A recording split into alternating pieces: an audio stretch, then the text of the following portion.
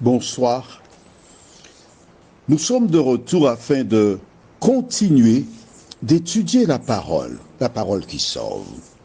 Rappelle-toi, hier nous avons vu que Isaïe appela ses fils, mais il n'a pas pris la peine d'appeler le plus jeune, un enfant. Et Samuel demanda qu'il soit présent. Notre thème de ce soir, c'est « Car c'est lui ». Juste avant, prions. Notre Seigneur et notre Dieu, nous venons vers toi encore afin de comprendre la parole. Que le Saint-Esprit nous accompagne, nous guide. Et tandis que nous nous trouvons pleine nature pour cet enregistrement, que nous puissions laisser le consolateur nous apporter toute la consolation qui est nécessaire au nom de Jésus et pour ta gloire éternelle. Amen. Alors nous lisons dans le livre de 1 Samuel chapitre 16, 1 Samuel 16, les versets 12 et 13. Isaïe l'envoya chercher. Or, il était blond, avec de beaux yeux et une belle figure. L'Éternel dit à Samuel, « Lève-toi, oins-le, car c'est lui. » Samuel prit la corne d'huile et l'oignit au milieu de ses frères. L'Esprit de l'Éternel saisit David à partir de ce jour et dans la suite. Samuel se leva et s'en alla à Rama. Comment comprendre ce que nous venons de lire? Écoute attentivement, parce que c'est très technique, mais c'est très simple en même temps. Nous avons vu hier que Samuel mourut. Et à sa mort, David laissa donc le secteur pour aller ailleurs. Car lorsqu'il était jeune, Samuel a versé l'huile sur sa tête. C'était la manière qui permettait de consacrer quelqu'un et qu'elle soit sous l'influence du Saint-Esprit. Donc il y avait un attachement. La Bible ne donne pas tous les détails. Mais probablement, David demanda à Samuel, « Mais pourquoi tu versais l'huile sur ma tête et non pas sur la tête de mes frères ?» Note en même temps avec moi qu'il s'agit d'hommes. Dans l'Ancien Testament, ceux qui étaient appelés par Dieu pour remplir les missions étaient que des hommes. Plus tard, le Christ aura 12 disciples. Que celui qui a de l'oreille entende et celui qui a de l'intelligence comprenne. Ce que Dieu a appelé pour le ministère particulier, ce sont des hommes. Attention, beaucoup de personnes ne manqueront pas de dire, oui, mais il y avait la prophétesse Hulda, etc.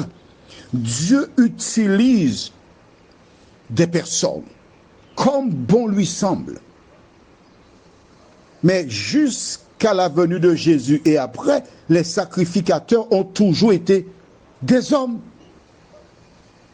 Si seulement Dieu avait pris une femme pour la mettre sacrificatrice, j'accepterais qu'on puisse voir des femmes officier en tant que bergères.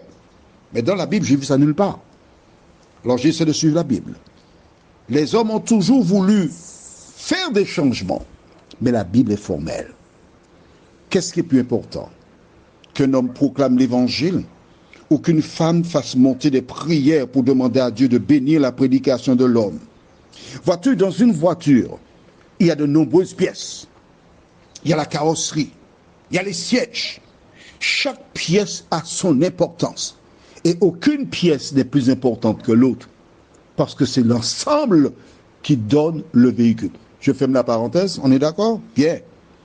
Donc, Samuel et David, ils marchaient ensemble.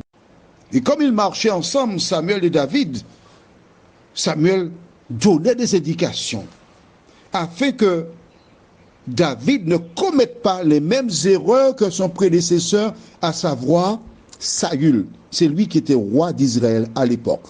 Nous verrons pourquoi Dieu l'a rejeté. Parce que tu dois comprendre. Et je fais cette émission spécialement pour une de mes petites sœurs. Elle se prénomme Monique, qui a une vision du Dieu de l'Ancien Testament et une autre vision du Dieu du Nouveau Testament. Mais c'est le même. Et comme je lui disais, le Dieu de l'Ancien Testament, c'est le Père qui éduque l'enfant de sa naissance jusqu'à l'âge de la raison. Lorsque l'enfant est arrivé à la raison, c'est le Nouveau Testament. Il y a une autre manière d'agir. Mais n'oublie pas que l'enfant, à l'âge de la raison, a reçu déjà la fondation. C'est pourquoi qu'il arrive à raisonner avec son parent. À partir du moment où Dieu a mis à part David, il a eu des problèmes. À partir du moment où quelqu'un se positionne pour la vérité, cette personne aura des problèmes. Pourquoi? Allons au livre de Genèse, chapitre 3, les versets 14 et 15. Genèse, chapitre 3, les versets 14 et 15 déclarent: L'Éternel Dieu dit au serpent, puisque tu as fait cela, tu seras maudit entre tout le bétail et entre tous les animaux des champs. Tu marcheras sur ton ventre et tu mangeras de la poussière tous les jours de ta vie. Je mettrai inimitié entre toi et la femme, entre ton lignage et son lignage. Celui-ci t'écrasera la tête et tu lui blesseras le talon. Depuis cette déclaration de Dieu dans le jardin d'Éden, le serpent, tu as déjà compris, c'est le diable, d'accord? On l'appelle du reste le serpent ancien. Il était sur le qui-vive. Il observait. Parce qu'il sait que ce que Dieu dit, il le réalise. Dieu a dit que la postérité, c'est-à-dire un enfant de la femme, viendra écraser la tête du serpent, va le tuer. Donc toute personne qui sort du cadre est potentiellement celui qui viendra lui écraser la tête. Et c'est ainsi que lorsqu'Abel a obéi en faisant exactement ce que Dieu a dit, Satan a utilisé son frère Caïn pour le mettre à mort. Plus tard, Joseph aura des songes qu'il partagera avec ses frères et son père. Le diable utilisera les frères de Joseph pour essayer de le tuer, mais Dieu a protégé la vie de son enfant. Ils l'ont vendu comme esclave. Et tu verras que toutes les fois que quelqu'un sort du cadre, il est l'ennemi potentiel. Et que fera le diable? Il utilisera le roi Saül pour tuer David. Pourquoi?